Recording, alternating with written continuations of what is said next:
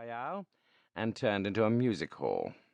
It was a silly show, all capering women and monkey-faced men, and I did not stay long. The night was fine and clear as I walked back to the flat I had hired near Portland Place. The crowd surged past me on the pavements, busy and chattering, and I envied the people for having something to do. These shop girls and clerks and dandies and policemen had some interest in life that kept them going. I gave £50 to a beggar because I saw him yawn. He was a fellow sufferer. At Oxford Circus I looked up into the spring sky, and I made a vow. I would give the old country another day to fit me into something. If nothing happened, I would take the next boat for the Cape.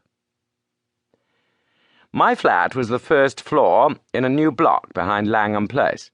There was a common staircase, with a porter and a liftman at the entrance, but there was no restaurant or anything of that sort, and each flat was quite shut off from the others. I hate servants on the premises, so I had a fellow to look after me who came in by the day. He arrived before 8 o'clock every morning, and used to depart at 7, for I never dined at home. I was just fitting my key into the door when I noticed a man at my elbow. I had not seen him approach, and the sudden appearance made me start. He was a slim man with a short brown beard and small, gimlety blue eyes. I recognized him as the occupant of a flat on the top floor, with whom I'd passed the time of day on the stairs. "Can I speak to you?" he said. "May I come in for a minute?" He was steadying his voice with an effort, and his hand was pawing my arm. I got my door open and motioned him in. No sooner was he over the threshold than he made a dash for my back room, where I used to smoke and write my letters. Then he bolted back. "Is the door locked?" he asked feverishly, and he fastened the chain with his own hand. "I'm very sorry," he said humbly. "It's a mighty liberty, but you look the kind of man who would understand. I've had you in my mind all this week when things got troublesome. Say, will you do me a good turn?" "I'll listen to you," I said. "That's all I'll promise." I was getting worried by the antics of this nervous little chap. There was a tray of drinks on a table beside him, from which he filled himself a stiff whisky and soda. He drank it off in 3 gulps, and cracked the glass as he set it down. "Pardon," he said, "I'm a bit rattled tonight. You see, I happen at this moment to be dead." I sat down in an armchair and lit my pipe. "What does it feel like?" I asked. I was pretty certain that I had to deal with a madman. A smile flickered over his drawn face.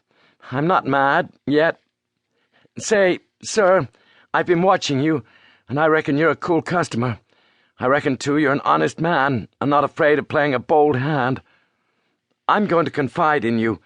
I need help, worse than any man ever needed it, and I want to know if I can count you in." "Get on with your yarn," I said, "and I'll tell you." He seemed to brace himself for a great effort, and then started on the queerest rigmarole. I didn't get hold of it at first, and I had to stop and ask him questions. But here is the gist of it. He was an American from Kentucky, and after college, being pretty well off, he had started out to see the world. He wrote a bit and acted as war correspondent for a Chicago paper, and spent a year or 2 in southeastern Europe. I gathered that he was a fine linguist, and had got to know pretty well the society in those parts. He spoke familiarly of many names that I remember to have seen in the newspapers. He had played about with politics, he told me, at first for the interest of them, and then because he couldn't help himself. I read him as a sharp, restless fellow, who always wanted to get down to the roots of things. He got a little further down than he wanted. I'm giving you what he told me as well as I could make it out. Away behind all the governments and the armies, there was a big subterranean movement going on, engineered by very dangerous people. He had come on it by accident. It fascinated him. He went further, and then he got caught.